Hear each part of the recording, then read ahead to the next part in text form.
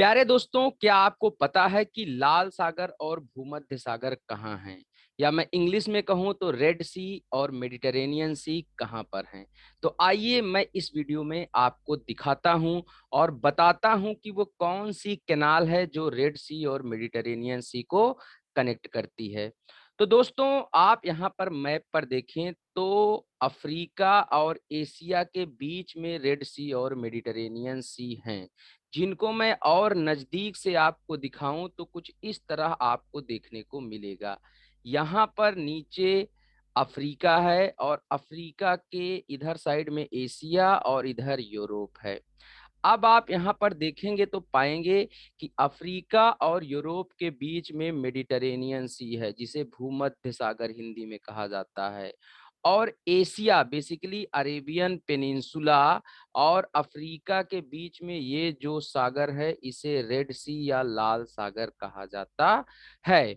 तो मित्रों, रेड सी और मेडिटेरेनियन सी बहुत important sea lanes of communication हैं या समुद्री रास्ते हैं, जिनके माध्यम से बहुत ज्यादा व्यापार किया जाता है यूरोप, अफ्रीका और एशिया के बहुत सारे कंट्रीज के बीच में। अब यहाँ पर इंपॉर्टेंट क्या है कि इजिप्ट जो है, यहाँ इजिप्ट ने अपने अधिकार में एक नहर बनाई हुई है जो कि कनेक्ट करती है मेडिटेरेनियन को रेड सी से या भूमध्य सागर को लाल सागर से। और इस नहर का नाम है, जहां पर मैं भी अपना कर्सर दौड़ा रहा हूँ, स्वेज नहर या स्वेज कनाल।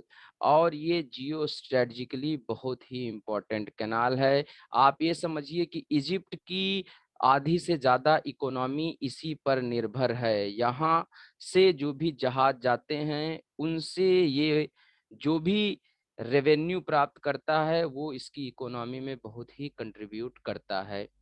दोस्तों, तो एक तो आपको स्वेज कैनाल की लोकेशन याद रखनी है। वो दो वाटर बॉडीज को कनेक्ट करती है, मेडिटेरेनियन सी को और रेड सी को।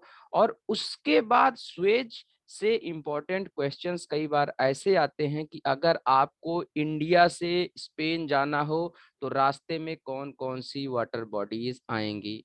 तो मित्रों, अरेबियन सी आएगा, उसके बाद गल्फ ऑफ अदेन आएगी जहां पर जिबौती है। इस एरिया को बोला जाता है हॉर्न ऑफ अफ्रीका, जहां पर सोमालिया, इरिट्रिया, इथियोपिया और जिबौती हैं।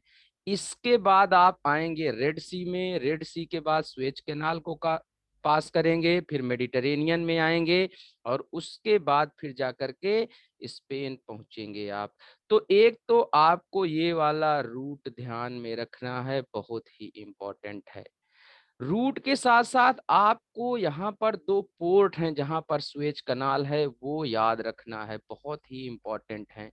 जब आप स्वेज कनाल में एंट्री करेंगे, मतलब रेड सी से कोई भी जहाज जा रही है और ये यहाँ पर पहुंची, तो सबसे पहले पोर्ट स्वेज आएगा, मतलब स्वेज पत्तन आएगा। फिर आप उससे स्वेज कनाल में घुसेंगे और फिर जब आप नॉर्थ की तरफ जाएंगे तो यहाँ आएगा पोर्ट सईद, जो कि एक बार एग्जाम में पूछा जा चुका है।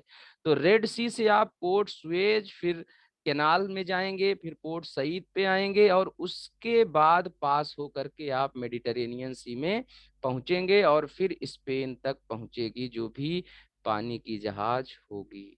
तो दोस्तों, ये बहुत ही इम्पोर्टेंट चीज है, इसको याद रखिएगा।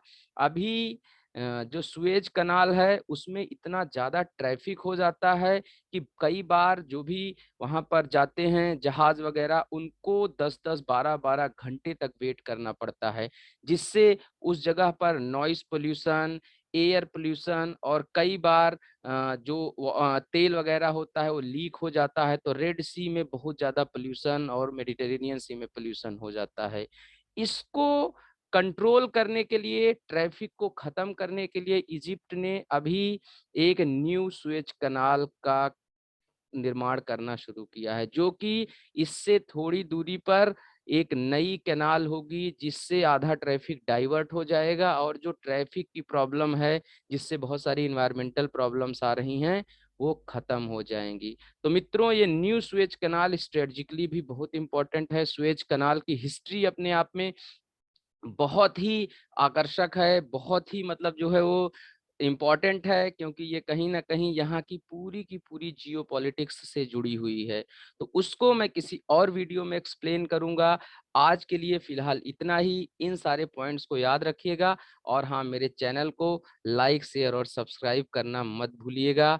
मिलते हैं नेक्स्ट वीडियो में। Thank you very much guys.